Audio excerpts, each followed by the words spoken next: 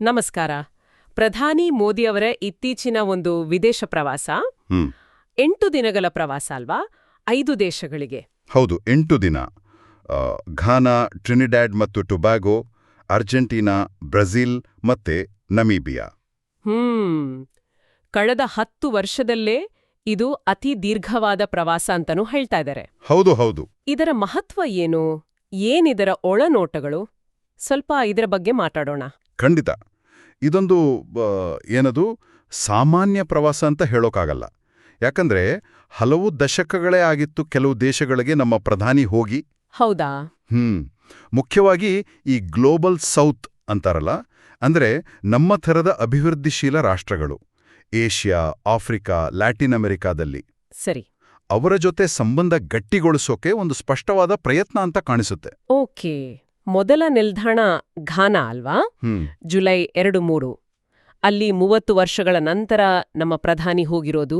ಹೌದು, 30 ವರ್ಷ. ದೊಡ್ಡ ಗ್ಯಾಪ್ ಅದು. ಅಲ್ಲಿನ ಪಾರ್ಲಿಮೆಂಟ್ನಲ್ಲಿ ಭಾಷಣ ಮಾಡಿದ್ರು ಅಂತ ಕೇಳಿದೆ.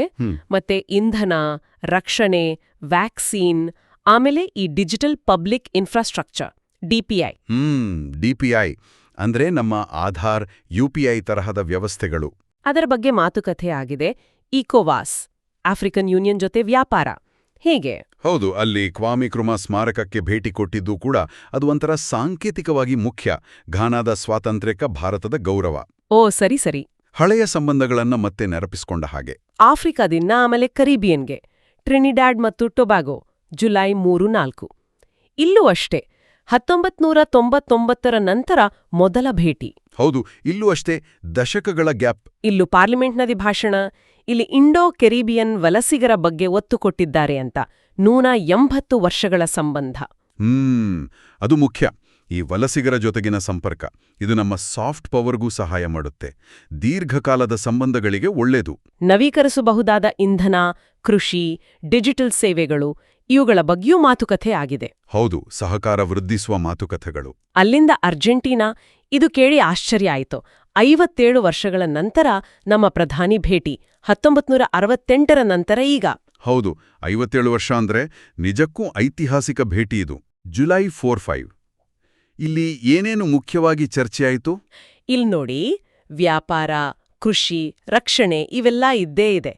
ಅದರ ಜೊತೆಗೆ ಗಣಿಗಾರಿಕೆ ಮೇಲೆ ಒಂದು ವಿಶೇಷ ಗಮನ ಇತ್ತು. ಗಣಿಗಾರಿಕೆ? ಮುಖ್ಯವಾಗಿ ಲಿಥಿಯಂ ಮತ್ತೆ ತಾಮ್ರ. ಇವು ಈಗಿನ ಟೆಕ್ನಾಲಜಿಗ ಬಹಳ ಮುಖ್ಯವಾದ ಖನಿಜಗಳು. ಹೌದು, ಬ್ಯಾಟರಿಗಳಿಗೆಲ್ಲ ಬೇಕು. ಹೌದು. ಹಾಗಾಗಿ ಭಾರತ ತನ್ನ ಸಪ್ಲೈ ಚೈನ್ ಅಂದ್ರೆ ಪೂರೈಕೆ ಸರಪಳಿಗಳನ್ನ ಬೇರೆ ಬೇರೆ ದೇಶಗಳಿಗೆ ವಿಸ್ತರಿಸೋಕ್ ನೋಡ್ತಿದೆ. ಒಂದೇ ಕಡೆ ಡಿಪೆಂಡ್ ಆಗೋದು ಬೇಡ ಅಂತ. ಇದು ಒಂಥರ ಸ್ಟ್ರಾಟಜಿಕ್ ಮೂವ್ ಆಗಿದ್ರೆ. ಖಂಡಿತ. ನಮ್ಮ ಆರ್ಥಿಕತೆಗೆ, ತಂತ್ರಜ್ಞಾನಕ್ಕೆ ಬೇಕಾದನ್ನು ಬೇರೆ ಕಡೆಯಿಂದಲೂ ತರೋ ಪ್ರಯತ್ನ. ಅರ್ಜೆಂಟೀನಾ ನಂತರ ಬ್ರೆಜಿಲ್. ಇಲ್ಲಿ ಜಾಸ್ತಿ ಸಮಯ ಇದ್ರು ಅಲ್ವಾ? ಜುಲೈ 5ರಿಂದ 8. ಹೌದು. ಇಲ್ಲಿ 2 ಭಾಗ ಇತ್ತು. ಒಂದು ರಿಯೋ ಡಿ ಜುನೇರೋದಲ್ಲಿ ಬ್ರಿಕ್ಸ್ ಶೃಂಗಸಭೆ. 17th ಸಭೆ. ಅಲ್ಲಿ ಜಾಗತಿಕ ವಿಷಯಗಳು ಅಂದ್ರೆ ಗ್ಲೋಬಲ್ ಗವರ್ನೆನ್ಸ್ ರಿಫಾರ್ಮ್, ಎಐ ಹೊಣೆಗಾರಿಕೆ, ಕ್ಲೈಮೇಟ್ ಫಿನಾನ್ಸ್, ಆರೋಗ್ಯ, ಆರ್ಥಿಕತೆ, ಟೆರರಿಸಂ ಕೌಂಟರ್ ಮಾಡೋದು, ಹೀಗೆ ಹಲವು ದೇಶಗಳಿಗೆ ಸಂಬಂಧಪಟ್ಟ ವಿಷಯಗಳ ಚರ್ಚೆ. ಸರಿ. ಇನ್ನೊಂದು ಭಾಗ ಬ್ರೆಜಿಲಿಯಾಗೆ ಹೋಗಿ ಅಧ್ಯಕ್ಷ ಲೂಲಾ ಜತೆ ದ್ವಿಪಾಕ್ಷಿಕ ಮಾತುಕತೆ ನಡೆಸಿದ್ದು. ಓಕೆ. ಆ ಮಾತುಕತೆಗಳಲ್ಲಿ ಏನಿತ್ತು ವಿಶೇಷ? ಅಲ್ಲಿ ಇನ್ನೂ ಸ್ಪೆಸಿಫಿಕ್ ಆಗಿ ವ್ಯಾಪಾರ, ರಕ್ಷಣೆ, ಇಂಧನ, ಸ್ಪೇಸ್, ಟೆಕ್ನಾಲಜಿ, ಕೃಷಿ, ಆರೋಗ್ಯ, ಇದರ ಜೊತೆಗೆ ಒಂದು ಪ್ರಮುಖವಾದ ರಕ್ಷಣಾ ಒಪ್ಪಂದದ ಬಗ್ಗೆ ಮಾತುಕತೆ ನಡೆದಿದೆ. ರಕ್ಷಣಾ ಒಪ್ಪಂದ? ಹೌದು. ಭಯೋತ್ಪಾದನೆ ವಿರುದ್ಧ ಹೋರಾಟ ಮತ್ತೆ ಕ್ಲಾಸಿಫೈಡ್ ಡೇಟಾ ಅಂದ್ರೆ ವರ್ಗೀಕೃತ ಮಾಹಿತಿಯನ್ನ ಹಂಚ್ಕೊಳ್ಳೋದಕ್ಕೆ ಸಂಬಂಧಪಟ್ಟಾಗೆ. ಇದು ಮಹತ್ವದ ಬೆಳವಣಿಗೆ ಅನಿಸುತ್ತೆ. ಹೌದು. ಇದು ಬ್ರೆಜಿಲ್ ಜೊತೆಗಿನ ನಮ್ಮ ಸ್ಟ್ರಾಟಜಿಕ್ ಪಾರ್ಟ್ನರ್ಶಿಪ್ ಇನ್ನಷ್ಟು ಗಟ್ಟಿಯಾಗ್ತಿದೆ ಅನ್ನೋದನ್ನ ತೋರಿಸುತ್ತೆ. ಬ್ರಿಕ್ಸ್ನಂತಹ ವೇದಿಕೆ ಜೊತೆ ನೇರ ದ್ವಿಪಾಕ್ಷಿಕ ಸಂಬಂಧಕ್ಕೂ ಭಾರತ ಅಷ್ಟೇ ಪ್ರಾಮುಖ್ಯತೆ ಕೊಡುತ್ತೆ. ಪ್ರವಾಸದ ಕೊನೆ ಹಂತ ನಮೀಬಿಯಾ, ಜುಲೈ 8-9. ಇಲ್ಲಿಯೂ ಅಷ್ಟೇ 27 ವರ್ಷಗಳ ನಂತರ ನಮ್ಮ ಪ್ರಧಾನಿ ಹೋಗಿರೋದು. ಹೌದು, 27 ವರ್ಷ. ಇಲ್ಲೂ ಅಷ್ಟೇ ಪಾರ್ಲಿಮೆಂಟಲ್ಲಿ ಭಾಷಣ ಮಾಡಿದ್ರು. ಇಲ್ಲಿನ ವಿಶೇಷ ಏನು? ಒಂದು ಮುಖ್ಯವಾದ ಬೆಳವಣಿಗೆ ಅಂದ್ರೆ ನಮ್ಮ ಯುಪಿಐ ಇದೆಯಲ್ಲ, ಡಿಜಿಟಲ್ ಪೇಮೆಂಟ್ ಸಿಸ್ಟಮ್. ಹೌದು, ಯುಪಿಐ. ಇದು ನಿಜಕ್ಕೂ ದೊಡ್ಡ ವಿಷಯ. ಇದರ ಜೊತೆಗೆ ಫಾರ್ಮಾಸ್ಯೂಟಿಕಲ್ಸ್, ಕ್ರಿಟಿಕಲ್ ಮಿನರಲ್ಸ್, ಇಲ್ಲೂ ಖನಿಜಗಳ ವಿಷಯ ಬಂತು. ನವೀಕರಿಸಬಹುದಾದ ಇಂಧನ, ಆರೋಗ್ಯ ಇವುಗಳಲ್ಲೂ ಸಹ ಸಹಕಾರದ ಮಾತುಕತೆ. ಈ UPI ವಿಷಯ, ಇದು ಭಾರತ ತನ್ನ ಡಿಜಿಟಲ್ ಮಾಡೆಲ್ನ ಹೊರಗೆ ಕೊಂಡೊಯ್ಯೋ ಪ್ರಯತ್ನನ? ಖಂಡಿತವಾಗಿಯೂ ಇದು ನಮ್ಮ ಡಿಜಿಟಲ್ ತಂತ್ರಜ್ಞಾನದ ಸಕ್ಸಸ್ನ ಗ್ಲೋಬಲ್ ಸೌತ್ ದೇಶಗಳಲ್ಲಿ ವಿಸ್ತರಿಸೋ ಪ್ರಯತ್ನ. ಪಾಶ್ಚಿಮಾತ್ಯ ಟೆಕ್ನಾಲಜಿಗಳಿಗೆ ಒಂದು ಪರ್ಯಾಯ ಒದಗಿಸೋ ತರಹ.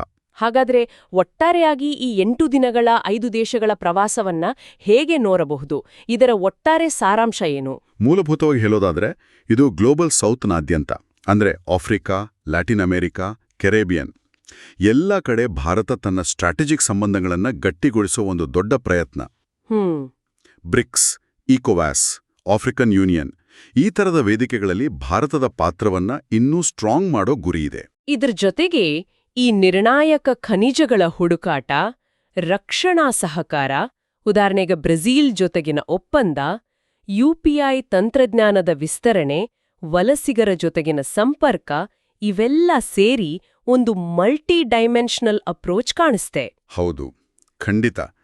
ಹಲವಾರು ಮೊದಲ ಭೇಟಿಗಳು ಈ ಪ್ರವಾಸದಲ್ಲಿವೆ. ಇದು ಐತಿಹಾಸಿಕ ಕೂಡ.